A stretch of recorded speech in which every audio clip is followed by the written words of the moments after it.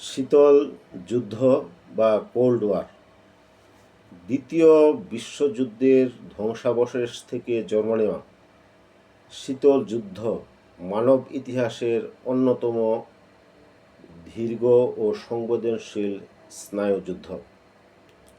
এটি কোনো প্রথাগত মুখোমুখি সামরিক সংঘাত ছিল না।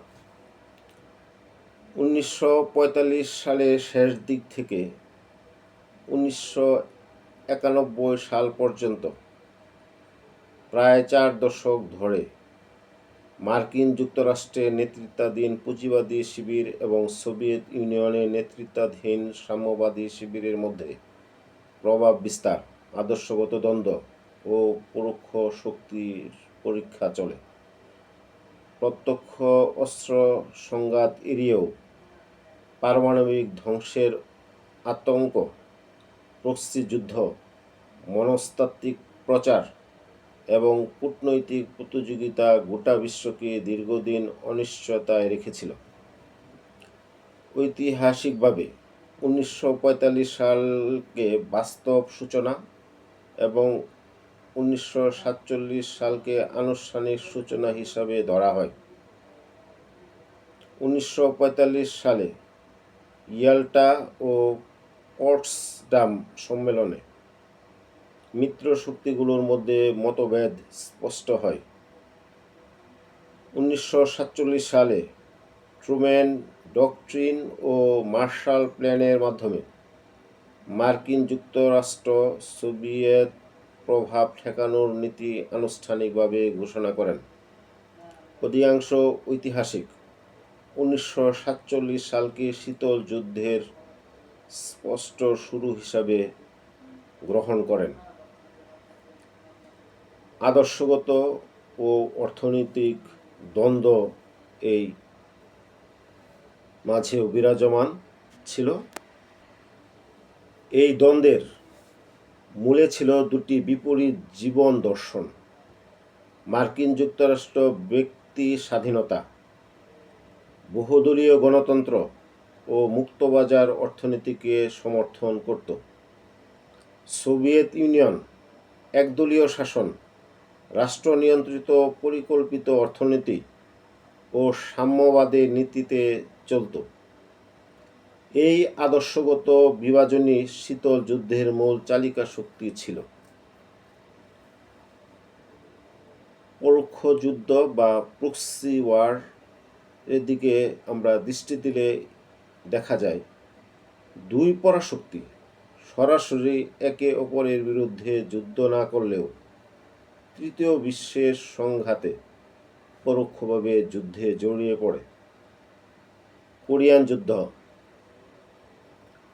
1950 থেকে 1953 সালের ইতিহাসের দিকে লক্ষ্য করলে দেখা যায়, উত্তর কোরিয়াকে সোভিয়েত ইউনিয়ন ও চীন সমর্থন করে, দক্ষিণ কোরিয়াকে মার্কিন যুক্তরাষ্ট্র ও জাতিসংঘের বাহিনী সমর্থন করে। ভিয়েতনাম যুদ্ধের দিকে লক্ষ্য করলে দেখা যায়, 1955 থেকে 1975 সালের মাঝে মার্কিন যুক্তরাষ্ট্র সরাসরি অংশ নেয় এ যুদ্ধে এবং সাম্যবাদী উত্তর ভিয়েতনামের কাছে পরাজিত হয়।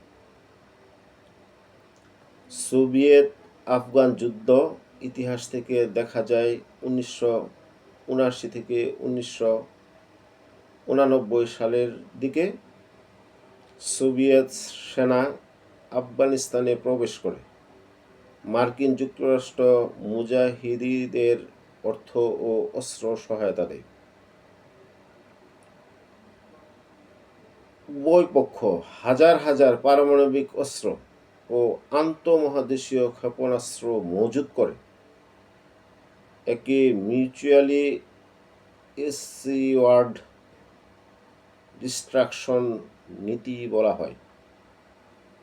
কোনো এক পক্ষ আক্রমণ করলে উভয় পক্ষই ধ্বংস হয়ে যাবে। এই ভয় সরাসরি যুদ্ধকে ঠেকিয়ে রাখে। 1962 সালের কিউবান ক্ষেপণাস্ত্র সংকটে বিশ্ব পারমাণবিক যুদ্ধের দ্বারপ্রান্তে পৌঁছে যায়। ন্যাটো গঠন করা হয় 1949 সালে। মার্কিন নেতৃত্বে পশ্চিমা দেশগুলোর সামরিক জোট গঠিত হয় ন্যাটো। 1955 সালে ন্যাটোর জবাবে সোভিয়েত নেতৃত্বে পূর্ব ইউরোপীয় সাম্যবাদী দেশগুলোর জোট গঠিত হয় ওয়ার্স প্যাক্ট। ন্যাটো এবং বিপরীতে ওয়ার্স প্যাক্ট। প্রযুক্তিগত শ্রেষ্ঠত্ব প্রমাণের জন্য উভয় পক্ষ মহাকাশ প্রতিযোগিতায় নামে। 1957 সালে সোভিয়েত ইউনিয়ন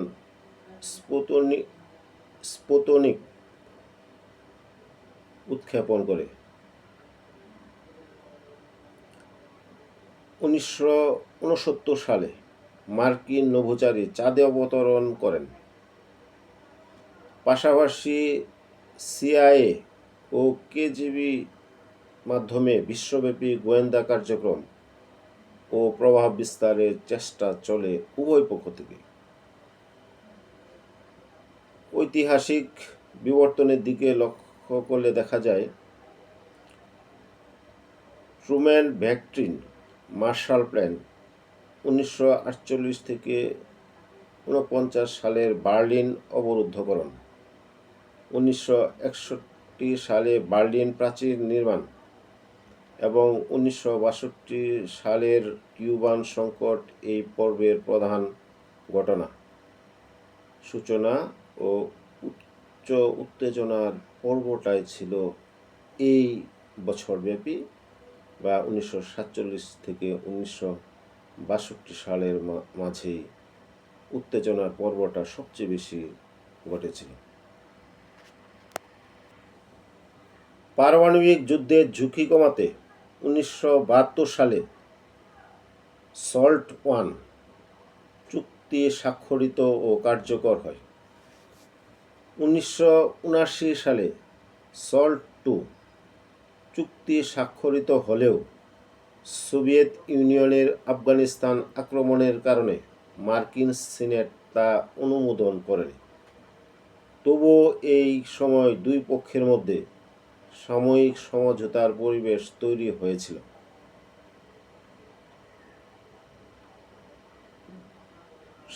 সমাপ্তির পর্যায় বা দিকে আমরা ইতিহাসে লক্ষ্য করলে দেখা যায় 1979 থেকে 1991 সালে শীতল যুদ্ধেরও সমাপ্তি ঘটে। ইতিহাসের দিকে লক্ষ্য করা দেখা যায় 1979 সালে আফগানিস্তানে সোভিয়েত হস্তক্ষেপের পর উত্তেজনা আবার বাড়ে। মার্কিন president Ronald Reagan strategic defence initiative ঘোষণা করেন। সোভিয়েত ইউনিয়নের আভ্যন্তরীণ অর্থনৈতিক সংকট গভীর হয়। মিখাইল গর্বাচেভ গ্লাসনস্ত ও পেরেস্ত্রাইকা নীতি চালু করেন। এসব নীতি সোভিয়েত ব্যবস্থাকে দুর্বল করে দেয়।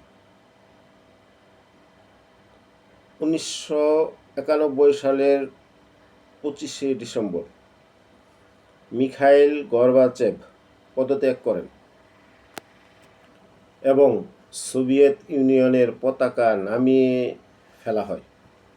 পরদিন 26শে ডিসেম্বর সোভিয়েত ইউনিয়ন আনুষ্ঠানিকভাবে বিলুপ্ত ঘোষণা করা হয়।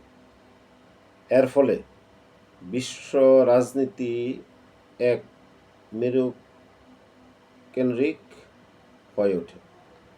এই বিশ্ব রাজনীতি এক মেরুকেন্দ্রিক এবং মার্কিন যুক্তরাষ্ট্র প্রধান পরাশক্তি হিসাবে প্রতিষ্ঠিত হয়। পূর্ব ইউরোপে কমিউনিস্ট শাসনের পতন ঘটে। পূর্ব এবং পশ্চিম জার্মানি একত্রিত হয়। ন্যাটো টিকে থাকে এবং পরবর্তীতে সম্প্রসারিত হয়। শীতল যুদ্ধের অবসান ঘটলেও এর রেখে যাওয়া সামরিক জোট পারমাণবিক অস্ত্র প্রতিযোগিতা এবং ভূ রাজনৈতিক মেরুকরণ আজও আন্তর্জাতিক রাজনীতিকে প্রভাবিত করে। 1991 সালে সোভিয়েত ইউনিয়নের আভ্যন্তরীণ রাজনৈতিক ও অর্থনৈতিক সংকটের কারণে শীতল যুদ্ধের অবসান ঘটে। এটি প্রমাণ করে যে প্রথাগত ব্যাপক রক্তক্ষয়ী যুদ্ধ ছাড়াই কেবল অস্ত্র প্রতিযোগিতা, জোট গঠন ও আদর্শগত দ্বন্দ্বের মাধ্যমে দীর্ঘকাল ধরে বিশ্বকে নিয়ন্ত্রণ করা সম্ভব। পুঁজিবাদ বনাম সাম্যবাদ, এই 4 দশকে লড়াই শেষ হলেও ন্যাটো, পারমাণবিক নিরাপত্তা নীতি এবং আন্তর্জাতিক মেরুকরণের উপর এর প্রভাব এখনও স্পষ্টভাবে বিদ্যমান। স্নায়ুযুদ্ধ বা কোল্ড ওয়ার সম্পর্কে আজ এই পর্যন্ত।